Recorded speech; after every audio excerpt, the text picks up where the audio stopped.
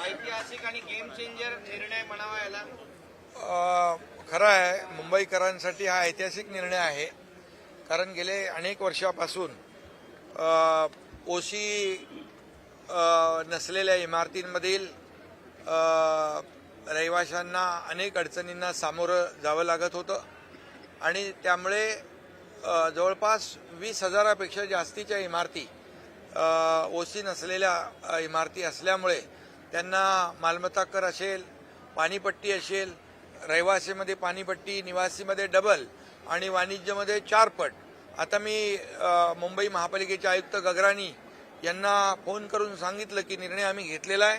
पाणीपट्टी तात्काळ या ठिकाणी जी दुप्पट आपण निवासीकडून घेतो ती जी नियमानुसार सिंगल घेतली पाहिजे ती या ठिकाणी घेण्याच्या सूचना आम्ही दिल्या. भातखळकरजी मी फोन केला त्यांना आणि त्याबरोबर या सर्व इमारतींचा पुनर्विकास करण्यासाठी शासनाने निर्णय घेतलेला आहे आणि ओसीची प्रक्रिया जलद गतीने करण्यासाठी जे काही जे नियोजन करणं आवश्यक आहे ते नियोजन करण्याचा निर्णय नगरविकास विभागाने घेतलेला आहे.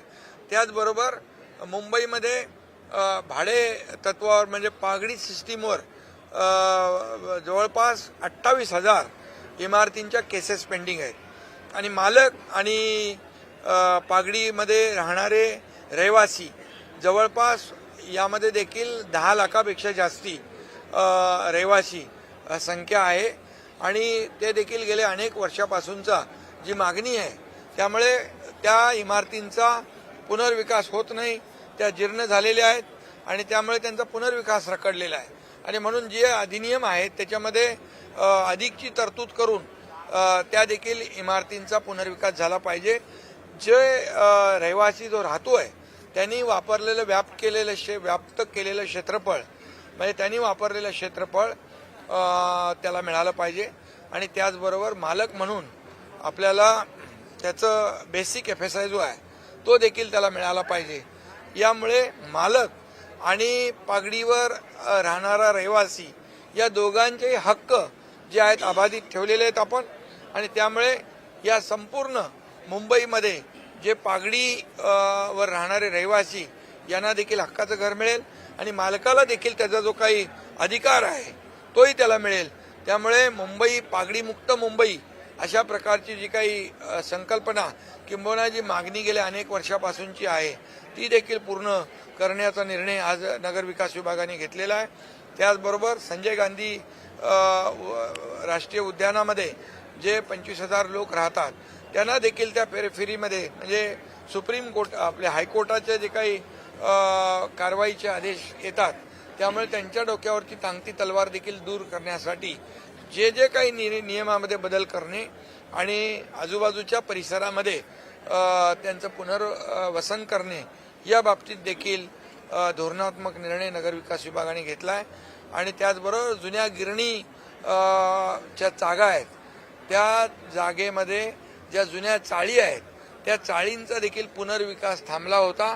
त्यामुळे ज्या गिरणी कामगारांनी खऱ्या अर्थाने मुंबईमध्ये त्यांचं योगदान आहे गिरणी कामगारांचं त्यांच्या पुनर्विकासाचा मार्ग देखील जो काही अडचणीत होता त्या पुनर्विकासाचा मार्ग देखील मोकळा करण्यासाठी नगरविकास विभागाने निर्णय घेतला आहे आणि त्यासाठी जे काही अधिनियमामध्ये बदल करायचे आहेत ते बदल केलेत आणि मला वाटतं गिरणी कामगारांना देखील न्याय मिळेल अशा प्रकारचे 4 निर्णय जे आहेत हे मुंबईकरांसाठी अतिशय महत्त्वाचे आहेत आणि ते निर्णय आपण नगरविकास विभागाच्या गृहनिर्माण विभागाच्या माध्यमातून आम्ही घेतले. मुख्यमंत्री महोदय, मी, अजितदादा आम्ही चर्चा केली आणि मुंबईचे सर्व नगरसेवकांची देखील तीच मागणी होती.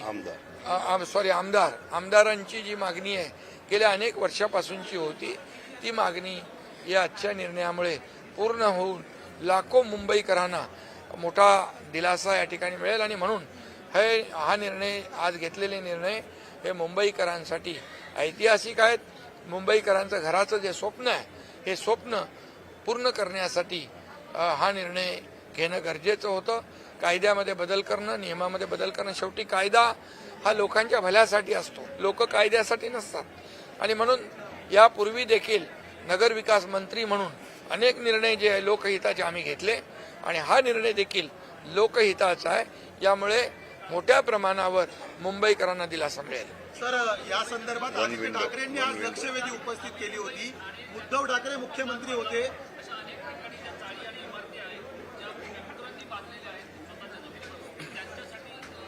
हा निर्णय जो आहे मुंबई, ठाणे, नवी मुंबई, मीरा भाईंदर, कल्याण डोंबिवली किंवा इतर ज्या महापालिका आहेत या सगळ्यांसाठी आम्ही लागू करणार आहोत. कारण शेवटी त्या त्या भागामध्ये देखील असे विषय आहेत आणि हा निर्णय जो आहे हा निर्णय संपूर्ण ज्या शहरांमध्ये अशा प्रकारच्या इमारती आहेत, अशा प्रकारच्या चाळी आहेत त्यांना लागू होईल. सर, आदित्य ठाकरे आणि यासाठी जे 28,000 खटले दाखल आहेत यासाठी देखील फास्ट ट्रॅक कोर्ट आणखी आपल्याला वाढवावे लागतील. त्यासाठी देखील जे नियोजन आहे ते देखील नियोजन केलं जाईल आणि या पुढच्या काही 2-4 वर्षामध्ये आपल्याला या सर्व जाचातून आणि त्रासातून मुंबईकरांची सुटका झाल्याशिवाय राहणार नाही. सर, 25 वर्षांपासून ठाकरेंची सत्ता आहे या ठिकाणी. आजही आदित्य ठाकरे याच संदर्भात लक्षवेधी उपस्थित करत होते की सेस आणि पागडी इमारतींचा प्रश्न सोडवावा. स्वतः उद्धव ठाकरे मुख्यमंत्री असताना हा प्रश्न सुटला नाही. आज अखेर कशी काय जाग आली? आज कशामुळे हा प्रश्न सुटला? ही जाग आलेली नाही. खरं म्हणजे लोकांच्या मनामध्ये जी इथं इतके वर्ष आग होती ना, लोकांच्या मनामध्ये चीड आणि संताप होता, त्याला आम्ही न्याय दिलेला आहे. आणि म्हणून जेव्हा मी मुख्यमंत्री झालो तेव्हा आपण पाहिलं की मुंबईतले रस्ते, मी आणि देवेंद्रजी आम्ही दोघं होतो सुरुवातीला, आम्ही मुंबईतले सगळे रस्ते त्याचं कॉन्क्रिटायझेशन करण्याचा निर्णय घेतला आणि आता या मेमध्ये जवळपास मुंबईतले बऱ्यापैकी रस्ते कॉन्क्रीटचे होतील आणि काही भाग सोडला तर या मे अखेरपर्यंत तुम्हाला मुंबईतले खड्डेमुक्त मुंबई दिसेल. काही मुंबईतला काही भाग या पुढच्या म्हणजे वर्षभरामध्ये पूर्ण मुंबई खड्डेमुक्त झाल्याशिवाय राहणार नाही. सिवरेज ट्रीटमेंट प्लांट होता का आतापर्यंत? 15-20 वर्ष केला नव्हता. तोही आपण महायुतीने केला. अनेक जी काही कामं रखडली होती, थांबली होती, थांबवली होती, स्पीड ब्रेकर टाकले होते, हे सगळे आपण उकडून टाकलेले आहेत आणि लोकांचा मार्ग मोकळा केलेला आहे. आणि त्यामुळे त्याला इच्छाशक्ती पाहिजे आणि धाडसाने निर्णय घेण्याची हिंमत पाहिजे आणि ती महायुतीमध्ये आहे. आणि म्हणूनच महायुती सरकारला झालेल्या विधानसभेच्या निवडणुकांमध्ये जनतेने लँडस्लाईड मॅन्डेट दिलं आणि म्हणून आम्ही हे निर्णय जे घेतोय ते जनतेने जो निकाल दिलेला आहे आणि त्यामुळेच खऱ्या अर्थाने जनतेला देखील त्यांच्या ज्या समस्या आहेत, प्रश्न आहेत ते सोडवण्याचं काम सरकारचं आहे, ते आम्ही करतोय. मराठी माणूस तुमच्या पाठीशी उभा राहील या निर्णयामुळे. सातत्याने तुमच्यावरती आरोप ठाकरे गट करत होत्या. अरे त्यांना आरोप करण्याशिवाय दुसरं येतच नाही काय. त्यामुळे त्यांनी आरोप करू द्या, टीका करू द्या, आम्ही काम करत राहू. आणि हे काम बोलत आहे जे 3.5 वर्षामध्ये आम्ही काम केलंय हे लोकांसमोर आहे, मुंबईकरांसमोर आहे. त्यामुळे मुंबईकर सुज्ञ आहे, तो विकासाला चालना देणारा आहे, विकासाच्या पाठी उभा राहणार आहे आणि आमचा अजेंडा जो आहे हा आमचा अजेंडा डेव्हलपमेंट आहे. आणि म्हणूनच मुंबई महापालिकेत कामाची पावती मिळेल का? निवडणूक अवघ्या महिनाभरावर आलेली आहे. काय कुठला त्या बाबतीमध्ये देखील आम्ही विचार करतोय की सिडकोच्या घरांच्या किमती कशा परवडेबल असतील त्यावर देखील आपण विचार करतो.